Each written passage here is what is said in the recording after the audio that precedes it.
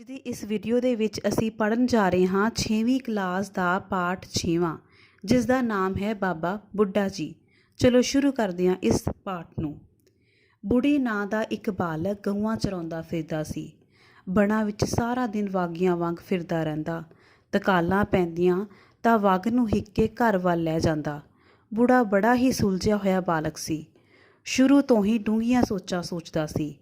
ਇੱਕ ਦਿਨ ਗਊਆਂ ਚਰਾਉਂਦੇ ਚਰਾਉਂਦੇ ਨੇ ਰਾਵੀ ਕਿਨਾਰੇ ਗੁਰੂ ਨਾਨਕ ਦੇਵ ਜੀ ਨੂੰ ਅੰਤਰ ਧਿਆਨ ਬੈਠਿਆਂ ਦੇਖਿਆ। ਗਊਆਂ ਚਰਾਉਂਦਾ ਘੜੀ ਮੁੜੀ ਉੱਧਰ ਫੇਰਾ ਮਾਰਦਾ ਤੇ ਵੇਖਦਾ ਕਿ ਇੱਕ ਮਹਾਤਮਾ ਉਸੇ ਤਰ੍ਹਾਂ ਅਡੋਲ ਸਮਾਧੀ ਲਾਈ ਬੈਠੇ ਹਨ।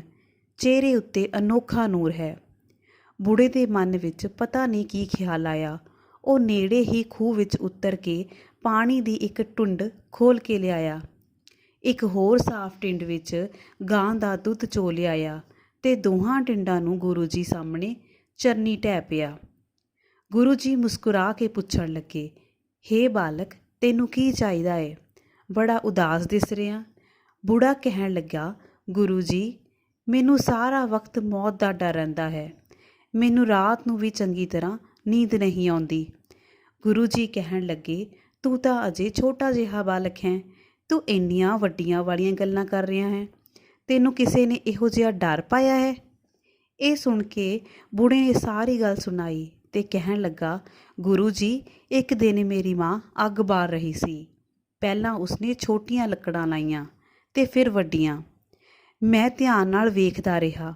ਪਹਿਲਾਂ ਛੋਟੀਆਂ ਛੋਟੀਆਂ ਲੱਕੜਾਂ ਬਲੀਆਂ ਤੇ ਫਿਰ ਪਿੱਛੋਂ ਵੱਡੀਆਂ ਨੂੰ ਅੱਗ ਲੱਗੀ। ਮੇਰੇ ਮਨ ਵਿੱਚ ਡਰ ਜਿਹਾ ਪੈ ਗਿਆ। ਜਿਵੇਂ ਪਹਿਲਾਂ ਛੋਟੀ ਲੱਕੜ ਨੂੰ ਅੱਗ ਲੱਗ ਗਈ, ਇਸੇ ਤਰ੍ਹਾਂ ਮੈਂ ਵੀ ਛੋਟੀ ਉਮਰ ਹੀ ਨਾ ਮਰ ਜਾਵਾਂ। ਇੱਕ ਹੋਰ ਘਟਨਾ ਨੇ ਵੀ ਮੇਰੀ ਮਨ ਉੱਤੇ ਡੂੰਘਾ ਘਾਅ ਕੀਤਾ। ਕੁਝ ਚਿਰ ਹੋਇਆ, ਇੱਕ ਦੁਸ਼ਮਣ ਦਾ ਦਲ ਆਇਆ। ਉਹਨਾਂ ਨੇ ਆਪਣੀਆਂ ਘੋੜੀਆਂ ਦੇ ਖਾਣ ਲਈ ਖੇਤ ਵਿੱਚੋਂ ਕੱਚੀ ਪੱਕੀ ਸਾਰੀ ਫਸਲ ਵੱਢ ਲਈ। ਸਾਰੇ ਵੇਖਦੇ ਹੀ ਰਹਿ ਗਏ। ਡਾਢਿਆਂ ਅੱਗੇ ਕਿਸੇ ਦੀ ਪੇਸ਼ ਨਹੀਂ ਗਈ। ਜੇ ਜੰਮ ਮੈਨੂੰ ਹੁਣੇ ਲੈ ਜਾਣ ਤਾਂ ਮੈਂ ਕੀ ਕਰ ਸਕਦਾ ਹਾਂ? ਸੋ ਮੈਂ ਇਹ ਸੋਚਦਾ ਹਾਂ ਕਿ ਕੋਈ ਐਸਾ ਕੰਮ ਕਰਾਂ ਜਿਸ ਨਾਲ ਮੇਰਾ ਮਨ ਸ਼ਾਂਤ ਰਹੇ। ਮੈਨੂੰ ਤੁਸੀਂ ਉੱਚੇ ਦਿਸੇ ਹੋ। ਮੈਨੂੰ ਵੀ ਆਪਣੀ ਸ਼ਰਮ ਵਿੱਚ ਲੈ ਲਵੋ। ਗੁਰੂ ਸਾਹਿਬ ਨੇ ਕਿਹਾ, ਹੇ ਬਾਲਕ, ਤੂੰ ਤਾਂ ਬੁੱਢਿਆਂ ਵਾਲੀਆਂ ਗੱਲਾਂ ਕਰਦਾ ਹੈ। ਤੂੰ ਤਾਂ ਅਜੇ ਬਾਲ ਹੈ। ਤੇਰਾ ਨਾਂ ਕੀ ਹੈ? ਜੀ, ਮੈਨੂੰ ਬੁੜਾ ਕਹਿੰਦੇ ਹਨ। ਬਾਲਕ ਨੇ ਉੱਤਰ ਦਿੱਤਾ। ਗੁਰੂ ਜੀ ਕਹਿਣ ਲੱਗੇ, ਤੂੰ ਬੁੜਾ ਨਹੀਂ, ਬੁੱਢਾ ਹੈ। ਹੇ ਬੁੱਢੇ ਬਾਲਕ, ਤੈਨੂੰ ਰੱਬ ਨੇ ਉੱਚੇ ਕੰਮ ਸੌਂਪੇ ਨੇ। ਤੂੰ ਆਪਣਾ ਧਿਆਨ ਪਰਮੇਸ਼ਵਰ ਨਾਲ ਜੋੜ ਰੱਖ। ਇਸ ਤਰ੍ਹਾਂ ਮਨ ਦੇ ਸਾਰੇ ਡਰ ਦੂਰ ਹੋ ਜਾਂਦੇ ਹਨ। ਗੁਰੂ ਜੀ ਨੇ ਉਸਨੂੰ ਗੁਰਸਿੱਖੀ ਦੀ ਦਾਤ ਬਖਸ਼ੀ ਤੇ ਉਸ ਦਾ ਨਾਂ ਬਾਬਾ ਬੁੱਢਾ ਰੱਖ ਦਿੱਤਾ। ਬਾਬਾ ਬੁੱਢਾ ਜੀ ਪੂਰਨ ਗੁਰਸਿੱਖ ਹੋਏ। 6ਵੇਂ ਗੁਰੂ ਹਰਗੋਬਿੰਦ ਜੀ ਤੱਕ ਮਨੁੱਖੀ ਜਾਮੇ ਵਿੱਚ ਰਹੇ। ਗੁਰੂ ਘਰ ਦੀ ਬੜੀ ਸੇਵਾ ਕੀਤੀ। ਜਦੋਂ ਅੰਮ੍ਰਿਤਸਰ ਵਿਖੇ ਹਰਿਮੰਦਰ ਸਾਹਿਬ ਬਣਿਆ ਤਾਂ ਉਸ ਦੀ ਉਸਾਰੀ ਵਿੱਚ ਬਾਬਾ ਬੁੱਢਾ ਜੀ ਨੇ ਬਹੁਤ ਸੇਵਾ ਕੀਤੀ। ਦਰਬਾਰ ਸਾਹਿਬ ਦੀ ਡਿਓੜੀ ਤੋਂ ਅੰਦਰ ਪਰਿਕਰਮਾ ਵਿੱਚ ਵੜਦਿਆਂ ਹੀ ਸਾਹਮਣੇ ਬਾਬਾ ਬੁੱਢਾ ਜੀ ਦੀ ਬੇਰੀ ਹੈ। ਦੂਜੀ ਪਾਤਸ਼ਾਹੀ ਤੋਂ ਲੈ ਕੇ 6ਵੀਂ ਤੱਕ ਗੁਰਿਆਈ ਦਾ ਤਿਲਕ ਲਾਉਣ ਦਾ ਕੰਮ ਬਾਬਾ ਬੁੱਢਾ ਜੀ ਨੇ ਹੀ ਕੀਤਾ। 6ਵੇਂ ਗੁਰੂ ਜੀ ਨੂੰ ਪੜ੍ਹਾਈ ਲਿਖਾਈ ਤੇ ਸ਼ਸਤਰ ਵਿੱਦਿਆ ਇਹਨਾਂ ਨੇ ਹੀ ਸਿਖਾਈ ਤੇ ਅੱਗੋਂ ਗੁਰੂ ਹਰਗੋਬਿੰਦ ਜੀ ਦੇ ਬੱਚਿਆਂ ਨੂੰ ਵੀ ਸਿੱਖਿਆ ਦਿੰਦੇ ਰਹੇ। ਆਪ ਬੜੀ ਨਿਰਮਾਣਤਾ ਤੇ ਨਿਮਰਤਾ ਦੇ ਮਾਲਕ ਸਨ।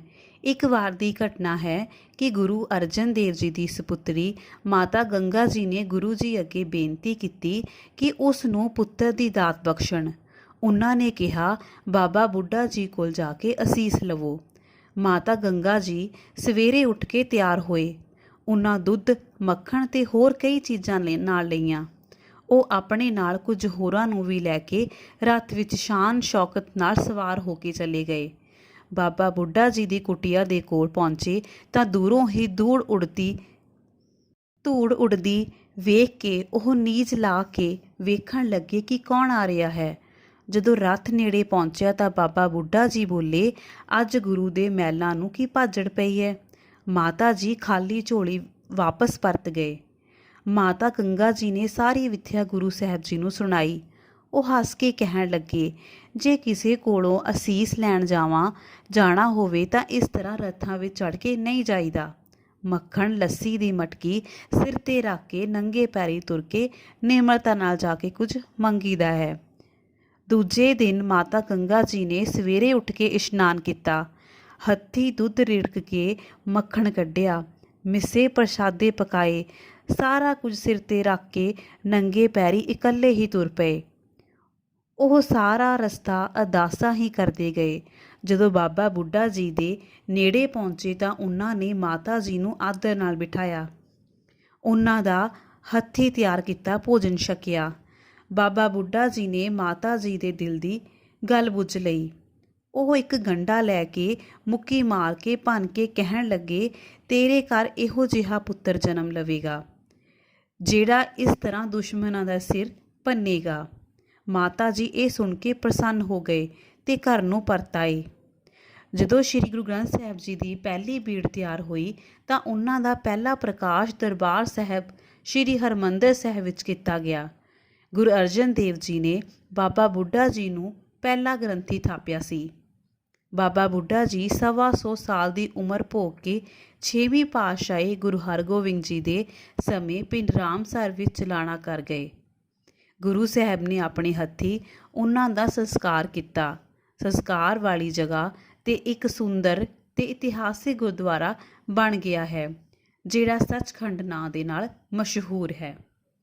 ਵੀਡੀਓ ਚੰਗੀ ਲੱਗੀ ਹੋਵੇ ਤਾਂ ਚੈਨਲ ਨੂੰ ਸਬਸਕ੍ਰਾਈਬ ਕਰਨਾ ਬਿਲਕੁਲ ਨਹੀਂ ਭੁੱਲਣਾ। ਸ਼ੇਅਰ ਤੇ ਲਾਈਕ ਵੀ ਜ਼ਰੂਰ ਕਰਨਾ। Thank you.